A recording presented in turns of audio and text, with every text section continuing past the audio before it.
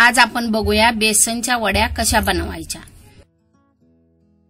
गावरान एक खरी चव चॅनल सबस्क्राइब करा आणि घंटी वाजवायला विसरू नका।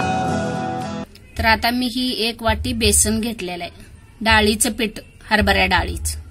आता त्यासाठी लागणार साहित्य, मी थोडंसं हे वाळलं खोबरं खिसून घेतलेलं आहे।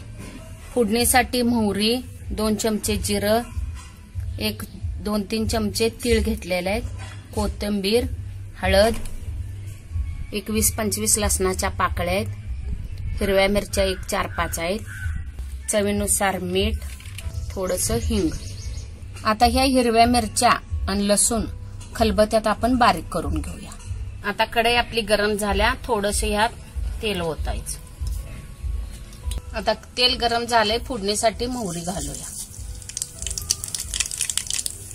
थोडंसं जिरं 1 चमचा, मिरचीचं आणि लसणाचं वाटण केलं हे ह्याच्यात घाल।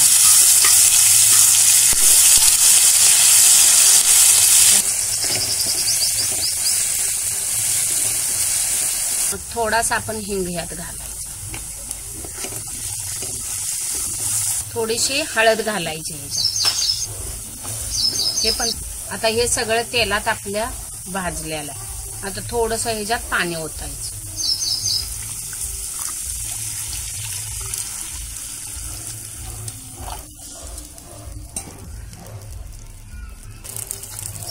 तर चवीनुसार आपण ह्याच्यात मीठ घालायचं।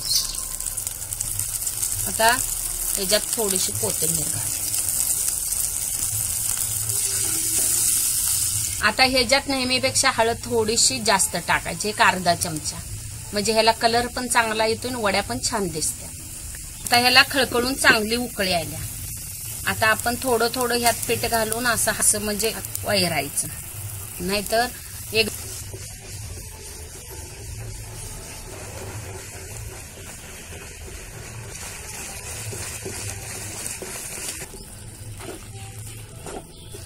असं चांगलं हलवून घ्यायचं। हे बघा, थोडं थोडं पीठ घातलं, वैरलं का नाही, थोडं थोडं पीठ घालून अशा गाठी होत नाही। काय का, एक तर गाठ झाल्या।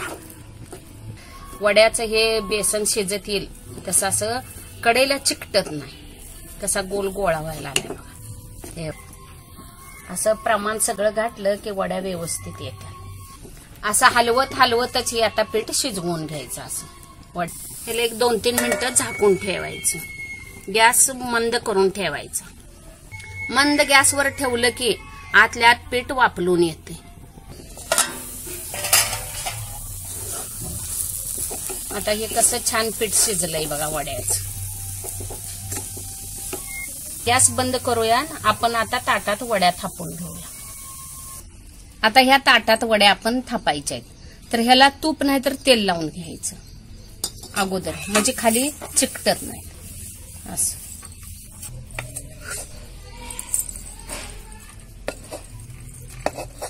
आता हे बेसन गरम गरम आहे तवरच आपण वड्या थापायला लागत्या।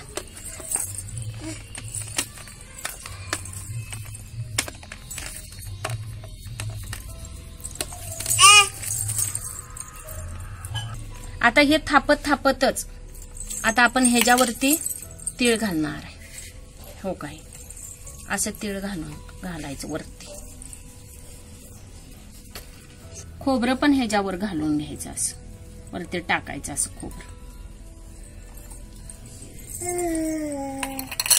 ह्याच्यावरती कोथिंबीर घालायची अशी, असं म्हणजे असं थापायला लागलं की हे व्यवस्थित वरती असं चिकटतं, या ह्याच्यावरती बसते। थापून घ्यायचे एकसारख्या। नंतर ह्याच्यावर टाकलं का नाही, थापून झाल्यानंतर हे व्यवस्थित ह्याच्यावर चिकटत नाही, बसत नाही ह्याच्यावरती।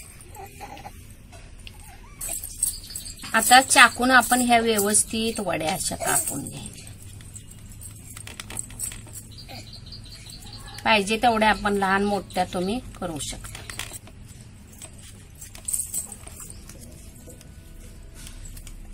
आता ह्या वड्या आपल्या कापून झाल्यात, आता व्यवस्थित काढायच्या ह्या अशा वड्या कापायच्या।